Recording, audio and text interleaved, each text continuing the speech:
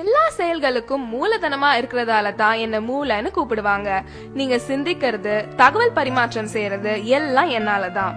நான் ஒரு லைப்ரரி மாதிரி எல்லா விஷயங்களையும் கத்துக்கிட்டு கற்ற விஷயங்களை பத்திரப்படுத்தி வச்சு உங்களை பெரிய அறிவாளியா காட்டுறது நான் தான்.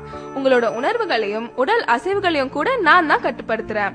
ஆனா ஏதோ உலகத்திலேயே உங்களுக்கு தான் இல்லாத வேலையும் பிரச்சனையும் கவலையும் இருக்க மாதிரி நிம்மதி இல்லாம மன அழுத்தத்தை உண்டாக்கி எனக்கு பிரஷர் குடுக்கறீங்க.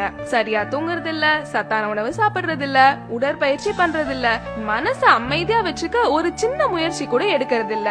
இதனால எனக்கு புத்துணர்வு கொடுக்கிற ரத்த குழாய்கள் பாதிக்கப்பட்டு பக்கவாதம் வருது, ஞாபக மருதி, சிந்திக்கும் திறன், முடிவெடுக்கிற திறன் குறையுது, மனசு சம்பந்தப்பட்ட பிரச்சனைகள் கூட வருது. மது அருந்தி என் மதிய மயக்கி என்ன முட்டாளாக்குறன்ற பேர்ல உங்களை நீங்களே முட்டாளாக்கிக்கிறீங்க.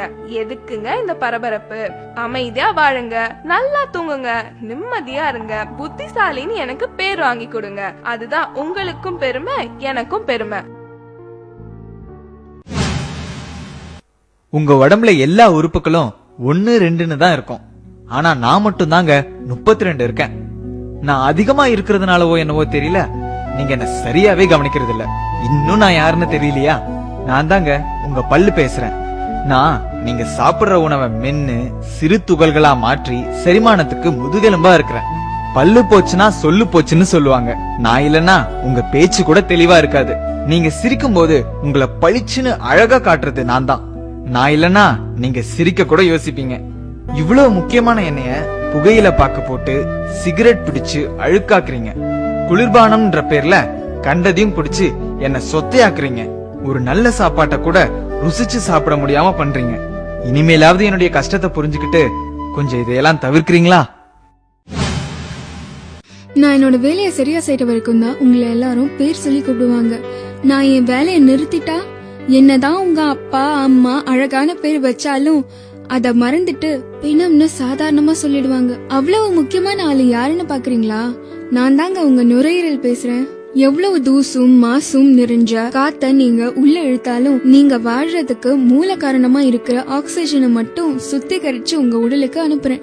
ஏற்கனவே சுற்றுப்புற மாசால சிரமப்பட்டு இருக்கேன். அத புரிஞ்சுக்காம என்னைய சிகரெட்டு பீடி பிடிச்சு நச்சு வாய்களை செலுத்தி என்னைய அடைக்கிறீங்க. வேலை செய்ய விடாம என்னோட காத்து பைகளை செயலிழக்க வைக்கிறீங்க. புற்றுநோய்க்கு மட்டும் இல்லாம பல நோய்க்கு ஆளாக்குறீங்க. இது என்னோட நுரையீரல், என்ன வேணும்னா செய்வேன்ற மாதிரி என்ன மட்டுமா கஷ்டப்படுத்துறீங்க?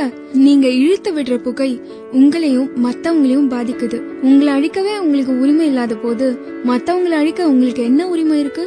பூவை போன்றவள் நான், சாம்பல் நிரப்புற கிண்ணம் இல்ல. விடுங்களேன், வேண்டாமே, வாழுங்க, வாழ விடுங்க.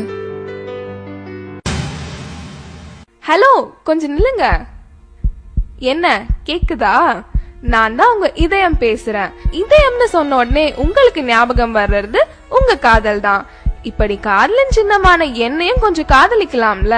நான் ஒரு நிமிஷம் கூட ஓய்வெடுக்காம துடிச்சு துடிச்சு ரத்தத்தை சீரா உங்க உடல் முழுவதும் கிடைக்க செய்றேன். நான் துடிக்கலனா நீங்க துடிச்சு போயிடுவீங்க. ஆனா சிகரெட்டு, மது, ஆரோக்கியம் இல்லாத மேல்நாட்டு உணவு, கொழுப்புள்ள உணவு சாப்பிட்டு உடற்பயிற்சியும் செய்யாம எனக்கு அழுத்தத்தை கொடுத்து மாரடைப்பு வர செய்யறீங்க. ஒண்ணு மட்டும் ஞாபகம் வச்சுக்கோங்க, நான் துடிக்கிறத நிறுத்தினா உங்க துடிப்பும் அடங்கி போயிடும். இனிமேலாவது அவன் சொன்னா இவன் சொன்னா ஸ்டைலு பிரஸ்டீஜ்னு சொல்லிட்டு இந்த பாழா போன விஷயங்கள் எல்லாம் செய்யாம நல்லா சாப்பிட்டு ஓடி ஆடி உடற்பயிற்சி செஞ்சா காதலின் சின்னமான நானும் நல்லா இருப்பேன், காதலிக்க நீங்களும் நல்லா இருப்பீங்க. ஒரு வேளைக்கு சாப்பிட சொன்னா 3 வேளை சாப்பாட்ட ஒரே நேரத்துல சாப்பிட்டு என்ன திணறடிக்கிறீங்க. இது உங்களுக்கே நியாயமா இருக்கா? யாருன்னு யோசிக்கிறீங்களா? நான் தாங்க உங்க வயிறு பேசுறேன். வெந்தும் வேகாத கொழுப்புள்ள உணவை இஷ்டத்துக்கு சாப்பிடுறீங்க. அதை நான் செரிக்க வைக்கிறதுக்குள்ள நொந்து நூலாயிடுறேன். செரிமானத்துக்கு உதவி பண்றேன்ற பேர்ல கேஸ் நிறைஞ்ச குளிர்பானங்களை குடிக்கிறீங்க. இதுல மேலும் நான் புண்ணாயிடுறேன். இப்படி ஒரு பக்கம் அதிகமா சாப்பிட்டு சாகடிக்கிறீங்கன்னா இன்னொரு பக்கம் வேலைக்கு சாப்பிடாம டயட்ன்ற பேர்ல சாகடிக்கிறீங்க. இது போதாதுன்னு இன்னும் கஷ்டம் கொடுக்கற மாதிரி மது அருந்தி அந்த கசப்ப மறைக்க ஆரோக்கியம் இல்லாத உணவை சைட் டிஷ்னு ஸ்டைலா சொல்லிட்டு சாப்பிடுறீங்க. நீங்களே கொஞ்சம் யோசிச்சு பாருங்க, நான் எவ்வளவு மென்மையானவன்னு. குப்பத்தொட்டி மாதிரி கண்டதையும் போட்டு நிரப்புறீங்களே, இது வயிறா இல்ல குப்பத்தொட்டியா? ஆசைக்கு சாப்பிடுங்க, ஆடம்பரத்துக்கு சாப்பிடாதீங்க. தேவைக்கு சாப்பிடுங்க, தேவையானதை தேர்ந்தெடுத்து சாப்பிடுங்க. ஆயுள் முழுக்க நல்லா இருப்பீங்க. நான் ரொம்ப நல்லவங்க. எனக்கு தீங்கு செய்ய நினைக்கிறவங்களுக்கு கூட முடிஞ்ச அளவுக்கு நன்மையே செய்யறேன். என்ன பாக்குறீங்க? நான் தான் உங்க கிட்னி பேசுறேன். உங்க உடம்புல உள்ள அழுக்கு அனைத்தையும் வடிகட்டுறது நான் தான். உடம்புல உள்ள தண்ணி, உப்பு மற்றும் அமிலங்களை சமநிலையா வச்சுக்க உதவுறேன். பல்வேறு ஹார்மோன்களையும் நான் சுரக்கிறேன். பல நன்மைகளை உங்களுக்கு செய்யற எனக்கு பதிலுக்கு நீங்க என்ன செய்றீங்க? தீங்குன்னு தெரிஞ்சே மது அருந்துறீங்க, சிகரெட் பிடிக்கிறீங்க, கண்டதையும் சாப்பிட்டுட்டு உடற்பயிற்சி கூட செய்ய மாட்டீங்க. கெட்டதை சுத்திகரிக்கிறதுக்கு உதவியா தண்ணியாவது நிறைய குடிக்கிறீங்களான்னா அதுவும் இல்ல. குளிர்பானம்ன்ற பேர்ல கண்ட ஆசிடையும் குடிக்கிறீங்க. நீங்க நிறைய கழிவு அனுப்புறதாலயோ என்னவோ நான் 2 உறுப்புகளா படைக்கப்பட்டிருக்கேன். நான் பாதிக்கப்பட்டு சர்க்கரை நோய்னு டாக்டர் சொல்லிட்டா அப்ப மட்டும் என்ன விழுந்து விழுந்து மருந்து மாத்திரை கொடுத்து பக்குவமா கவனிக்கிறீங்க. இருந்த என்ன பிரயோஜனம்? போனது போனது தானே. இனியாவது கண்கட்ட பிறகு சூரிய நமஸ்காரம் செய்யாம புத்திசாலியா இருப்பீங்களா? நான் ஒரு சுத்திகரிப்பு ஆலை, ஒரு சேமிப்பு கிடங்கு. பல வேலைகளை ஒன்னா செய்றேன். யாருன்னு பாக்குறீங்களா? நான் தாங்க உங்க லிவர், அதாங்க கல்லீரல்.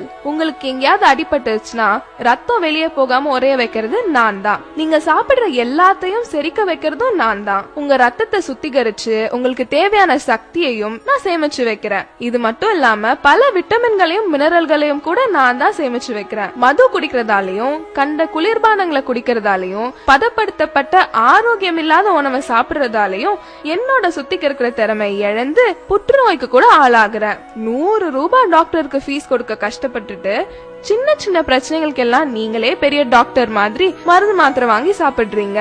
இதுக்கு பதிலா எனக்கு விஷத்தையே கொடுத்துடலாம். 100 ரூபாய் மிச்சம் பிடிக்கிறேன்னு 500க்கும் மேற்பட்ட வேலைகளை செய்யற என்ன கஷ்டப்படுத்தி நீங்களும் பல ஆயிரங்களை இழக்கிறீங்க.